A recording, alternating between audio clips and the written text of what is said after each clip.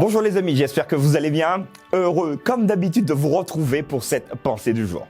Aujourd'hui, nous allons aborder un titre « Quand l'impossible devient possible ». Intéressant, n'est-ce pas? Y a-t-il quelque chose dans votre vie que vous pensez être vraiment impossible? Sachez qu'avec le travail, parfois, les choses impossibles peuvent devenir possibles. Nous allons en discuter aujourd'hui.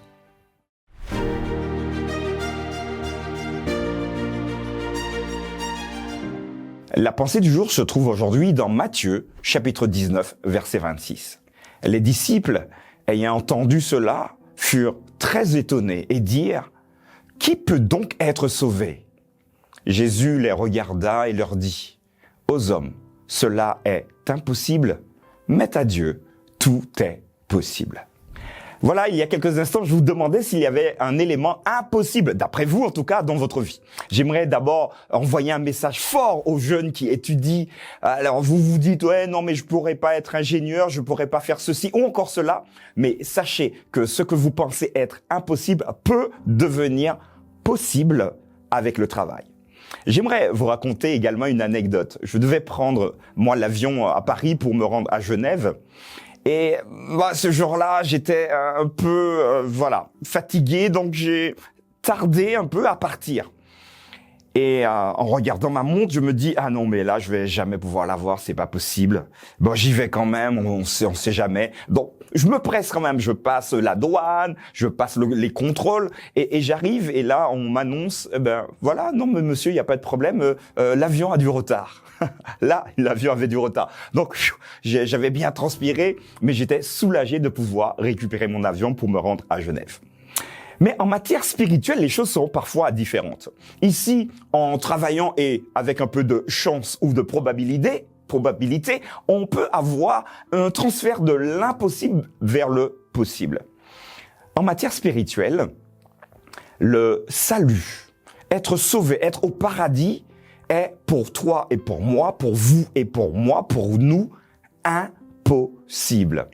Et les disciples se sont bien rendus compte qu'ils auraient beau faire tout ce qu'ils pouvaient, mais c'était impossible pour eux d'être sauvés. C'est pour cela qu'ils se disent, mais non, en se regardant les uns les autres, mais non, mais c'est pas possible. Et donc ils vont questionner Jésus. Matthieu chapitre 19, verset 26. Seigneur, qui peut être sauvé? En clair, ils attendaient peut-être que Jésus lui dise « Non, mais vous, c'est possible !» Mais là, Jésus sera implacable. Jésus les regarda. Donc, il faut imaginer la scène. Moi, j'aime beaucoup imaginer tout ça. Jésus les regarde probablement avec un regard de compassion et peut-être avec un sourire parce qu'il voit dans leurs yeux du désespoir. Donc, si dans tes yeux, ce matin, quand tu regardes ta vie, tu te dis « Mais non, mais c'est fichu pour moi, je peux pas être un enfant de Dieu », j'ai envie de te dire que Dieu te regarde avec le même regard qu'il a regardé ses disciples.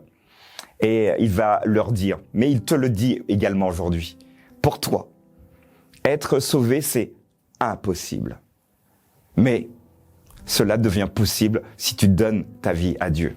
Aux hommes, cela est impossible, mais à Dieu, tout est possible. Veux-tu réaliser quelque chose d'impossible dans ta vie s'agissant de ton salut? C'est aujourd'hui qu'il faut prendre la décision, finalement, de faire confiance à Dieu. N'hésitez pas à me dire ce que vous en pensez en commentaire. Nous aurons l'occasion d'échanger sur ce sujet.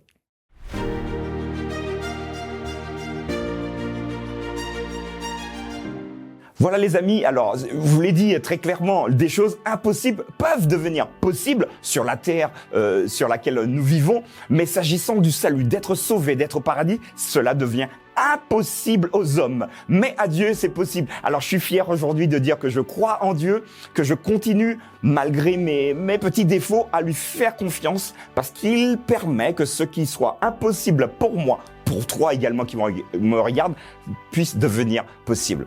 Je te remercie d'être là, je te remercie de nous suivre, je te remercie également de me dire ce que tu en penses en commentaire, de me mettre un petit pouce également et nous nous donnons rendez-vous demain pour une nouvelle pensée du jour.